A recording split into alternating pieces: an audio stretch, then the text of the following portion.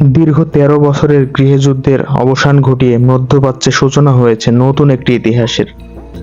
প্রায় ৫৪ বছরের পারিবারিক শাসনের অবসান ঘটল সিরিয়ায়। সিরিয়ার কর্তৃত্ববাদী সরকার বাশার আল আসাদ পরাজিত হয়েছেন বিদ্রোহীদের হাতে। পরাজিত হওয়ার পর উড়োজাহাজে করে পালিয়েছেন দেশ ছেড়ে। কিন্তু বন্ধুরা, আপনারা কি জানেন কিভাবে শুরু হয়েছিল এই গৃহযুদ্ধের? আজকের এই ভিডিওটিতে আপনাদের জানাবো সিরিয়ায় গৃহযুদ্ধ শুরুর ইতিহাস। আপনারা যদি আমার চ্যানেলে নতুন হয়ে থাকেন, এই ধরনের তথ্যবহুল ভিডিও নিয়মিত পেতে আমার চ্যানেলটিকে সাবস্ক্রাইব করে পাশেই থাকুন। সময়টা তখন ২০১১ সাল। বিশ্ব তখন আরব বসন্তের আগমন। তিউনিসিয়া টালমাটাল। এই ধারায় পরে যোগ দেয় মিশর, লিবিয়া। অনেকেই মনে করেছিল সিরিয়ায় হয়তো আরব বসন্তের প্রভাব পড়বে না, কেননা দেশটিতে গত ৪০ বছর ধরে নিজেদের শাসন পাকা করে ফেলেছেন বাশার আল আসাদের বাথ পার্টি। এছাড়া বাশার ধর্মনিরপেক্ষ রাষ্ট্র কায়েমে অনেক সুন্নি মুসলিমেরও সমর্থন ছিল।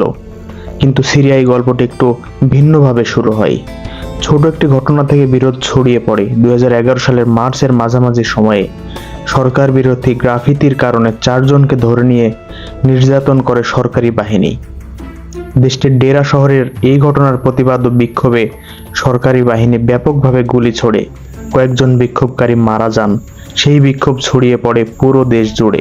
সে সময় বিক্ষোভ দমনের জন্য বাশার আল আসাদ ট্যাঙ্ক, আর্টিলারি এবং হেলিকপ্টার, গানশিপ সহকারে দেশব্যাপী অপারেশন চালায়।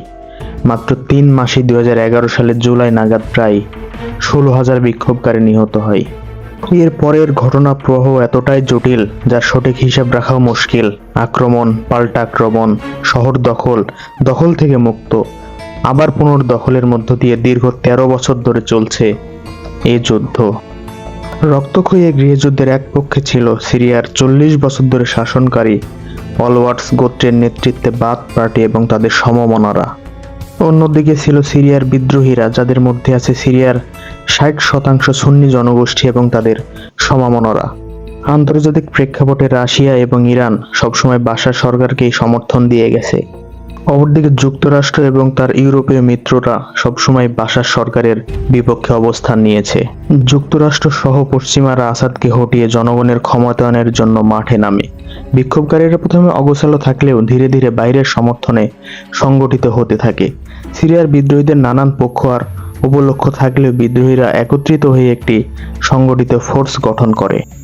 ২০১১ সালের জুলাই সামরিক বাহিনীর বিদ্রোহীরা ফ্রি সিরিয়ান আর্মি গঠনের ঘোষণা দেয়। আর এই ঘোষণার মধ্য দিয়ে সিরিয়ায় গৃহযুদ্ধের শুরু হয়ে যায়। কিছুদিনের মধ্যেই সশস্ত্র সংঘাত ভয়ঙ্কর রূপ নেয়। ২০১১ সাল থেকে শুরু হয়ে ২০২৪ সাল পর্যন্ত টানা ১৩ বছর ধরে চলা গৃহযুদ্ধের কারণে ধনমান ঐতিহাসিক পুরাকৃতিতে সমৃদ্ধ দেশ সিরিয়া বর্তমানে ধ্বংসস্তূপে পরিণত হয়েছে। ইতিহাসের ভয়াবহতম মানবিক সংকটের মুখোমুখি হতে হয়েছে দেশটিকে।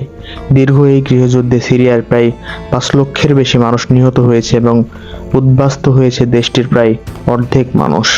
ইতিহাসের সবচেয়ে করুণ মানবিক সংকটের মুখোমুখি হয়েছে সিরিয়ার জনগণ।